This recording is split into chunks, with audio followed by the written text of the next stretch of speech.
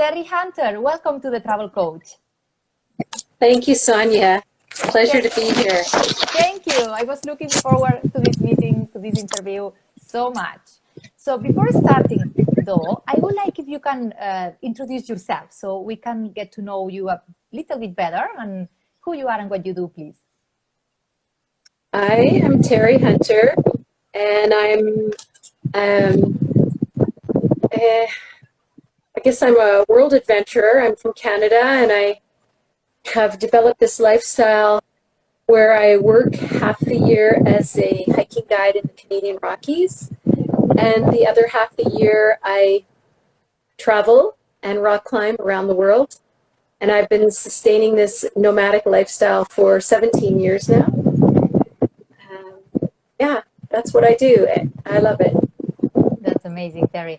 I hear like some noise. I don't know if you have the microphone, like, I don't know, it sounds like wind, but maybe it's something that is... oh, it's the fan. It's really hot here. I'm in Thailand. I'll turn the fan you on. have the fan. It's hot there, yeah? It's really hot, but I'll survive. Could be worse. I could be cold.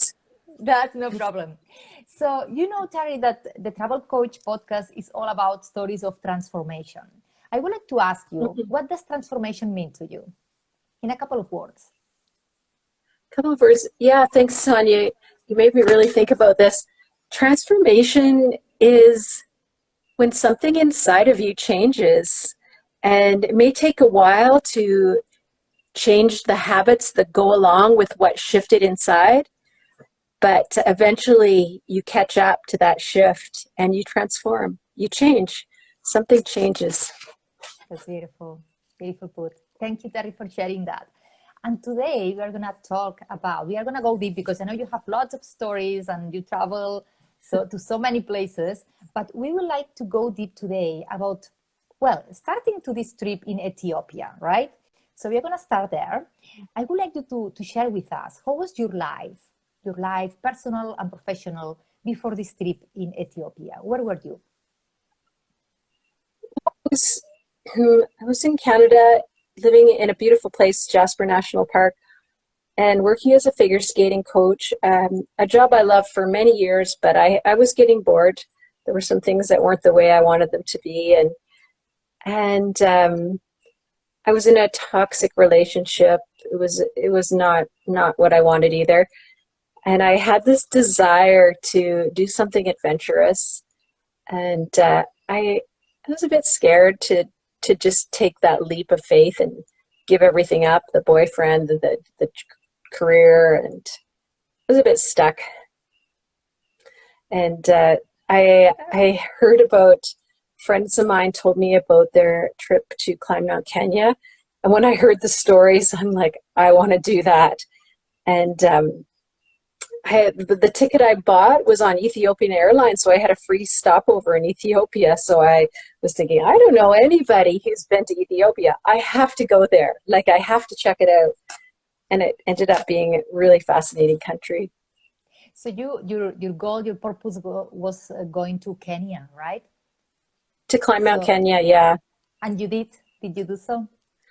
I did. And it was fabulous. It was not easy. But it was a good challenge for me. Yeah, I can imagine. Really rewarding. So you were stopping in Ethiopia. What happened there? Yeah, Ethiopia, the people were so friendly, and I made so many friends, and everyone asked for my email, and I must have given my email to so many people, and I don't remember, but I met one guy who wrote me a letter 6 months after I returned to Canada, and he predicted the date of my death. And that was in 2004, and he predicted, it was June 2004, and he predicted that I would be killed in a car accident in November 21st, I'll never forget this date, November 21st, 2004, 6 months forward from that time. Crazy. So, yeah, I showed it to my friend. I was like, huh? What's that? No, yeah, I was. What happened? I was shocked. I was like, I showed it to my friend, And she said, Terri, this is bullshit. and and I'm like, well, probably, but that lightened me up a little bit. Then it made me dig, like, what if it was true? What do I really want to be doing with my life? I could spend another winter driving icy Canadian roads, teaching figure skating, which my heart totally isn't in right now. Or I could go traveling, and it was the push I needed, to give up the skating contract and I dreamed of going to Tibet. I had always dreamed of going to Tibet. So I didn't take the contract that winter because of this letter, and I went traveling for the winters to Asia and first Tibet. Wow. So you just say, okay, if I don't know if this is true or not, but just in case, right? What if it's true and I only have 6 months of my life left? What I would like to do in these 6 months? So I suppose this was an important moment for you to look at your life and say, okay, what's important, what I really want to do, right? And you wanted to travel. Yeah. I see it as a gift now, but at the time I thought, why would this person be so mean to tell me this? But now I see it as such a gift. This letter really made me dig, and it was quite a process I went through in Tibet on that date. Yeah. Wow. Because this person wanted nothing on return. Was he asking for money or something? What was the purpose of it? He actually he said the best thing you could do is come to Ethiopia and pray with me all day. But he wasn't asking for money, but he said, but if you can't come, then just pray all day. It wasn't about money. So I meditate. So I take prayer and meditation as the same thing. And I decided that I would find some beautiful monastery in Tibet and I just meditate all day. That was just in case. Amazing. So you just took a plane ticket, and you just flew to Tibet. Yeah. Yeah. With no plans, just on my own. To go and meditate. What happened when you arrived there?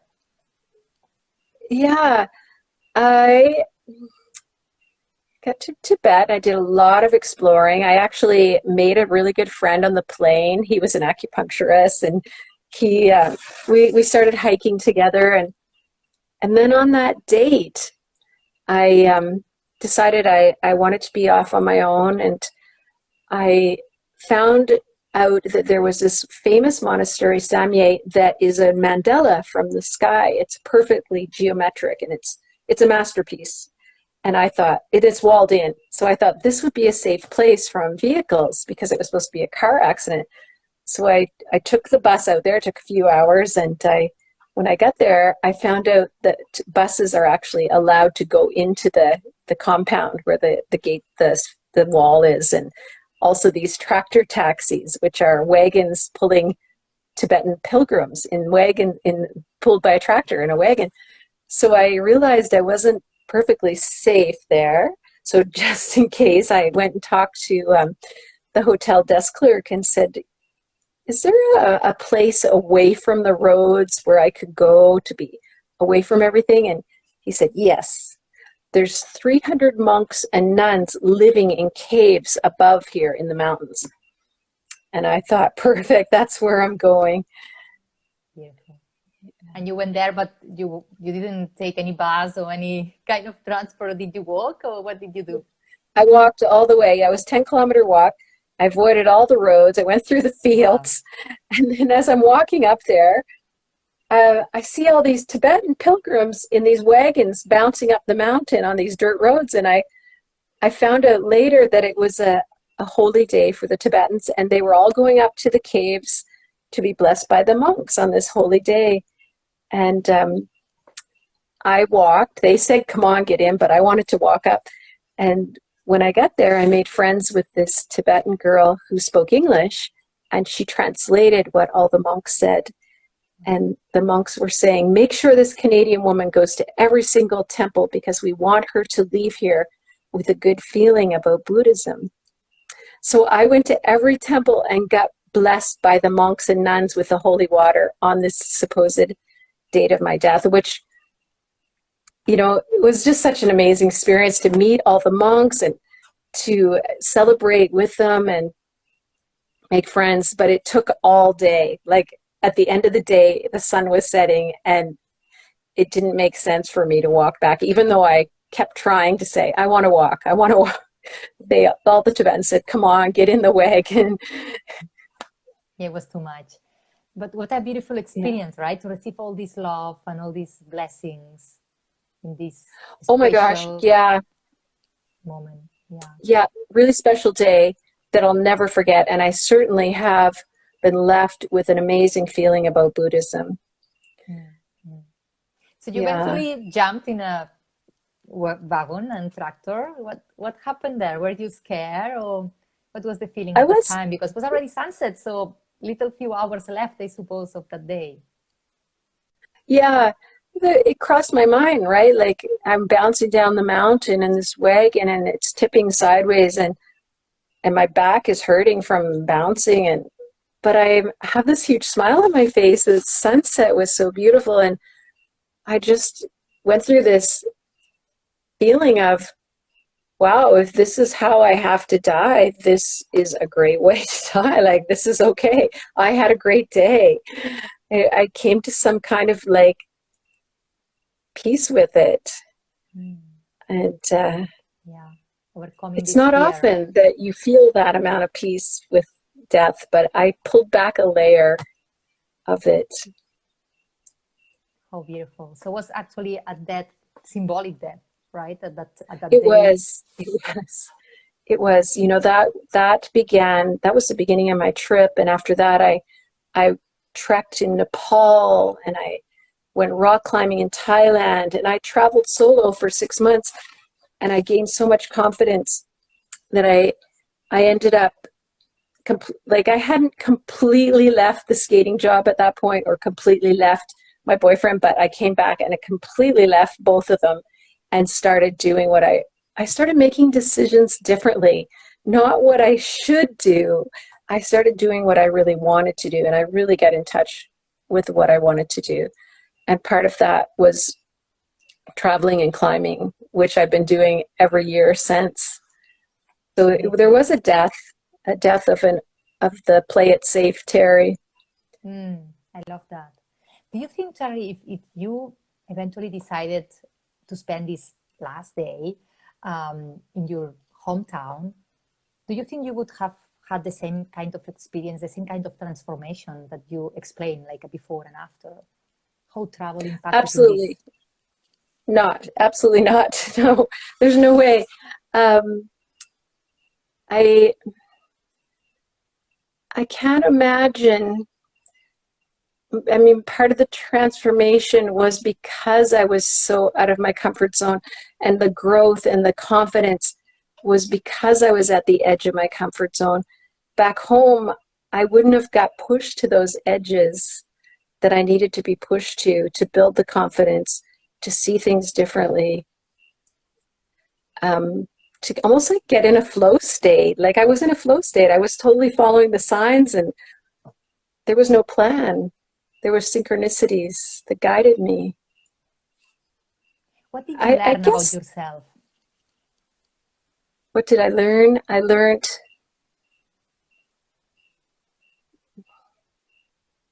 wow, I'm still learning these lessons, but I learned that I can rely on myself, that I can navigate many things by myself, that I am taken care of by the universe.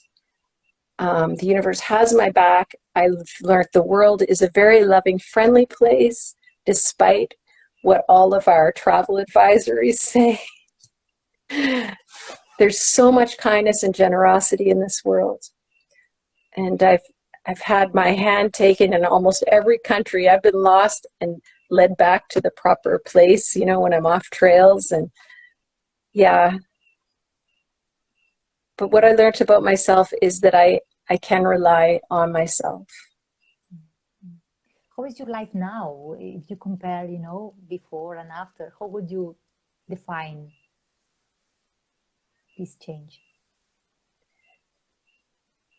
Yeah, the there's I mean, a trust that wasn't there before, and a trust that everything is working out and everything will work out, and that I don't need to panic. Um, it's like a spiritual trust, like um, it's not just in myself, it's in something bigger than me, Mm-hmm. that I'm connected to something bigger than just Connection. myself. Yeah, yeah. Yeah. Amazing, Terry. I so love so much this story. It's so powerful, and you were so brave to do all this by yourself and your own. I'm sure it was fierce and you had to overcome challenges and you had to be bigger than Yeah, these barriers, yeah? yeah, yeah. There were many challenges, and sometimes I rose to them, sometimes I didn't. But you learn also through your failures too. Mm, Yeah, definitely. yeah. It's a very life-changing thing. Indeed, I can imagine. My gosh. Terry, you know that I love collecting hidden gems from all around the world, and I would love if you can share as well from the place you call home. What would be the thing that if somebody goes there is a must? But maybe it's not that famous, but you as an local, you know that this should be checked out. I have a lot. I have a lot, and one of them that you will not find a tour bus or your regular tourist at is called Edge of the World. And it's near the Jasper town site, between the Jasper town site and our ski resort. Um, when you drive up to the ski resort and you get almost to the ski resort, there's a pull off on the side of the road, and you walk a few hundred meters and you come to this cliff that is like the edge of the world, and you can stand right on the edge and get your picture taken. It looks like you're going to just take off to go hang gliding. It's spectacular. And there's no gondola. You just walk there, and it really is a hidden gem. Amazing, I sometimes beautiful. go there and meditate. Wow. Yeah, that's a great idea. Yeah, we take notes of this. Absolutely. Thank you for sharing that.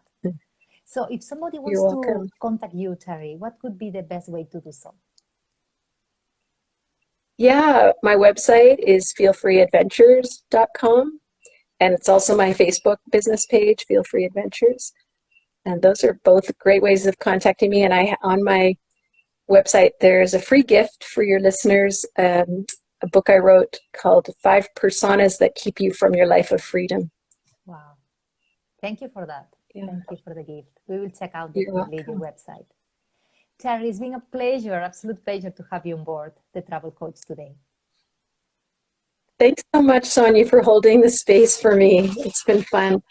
Thank Thanks. you. And It's fun to everybody tuning relive in. that. Yeah. Thank you very much. And everybody tuning in, happy and safe travels. Bye, Terry. Thank you. Namaste. Bye.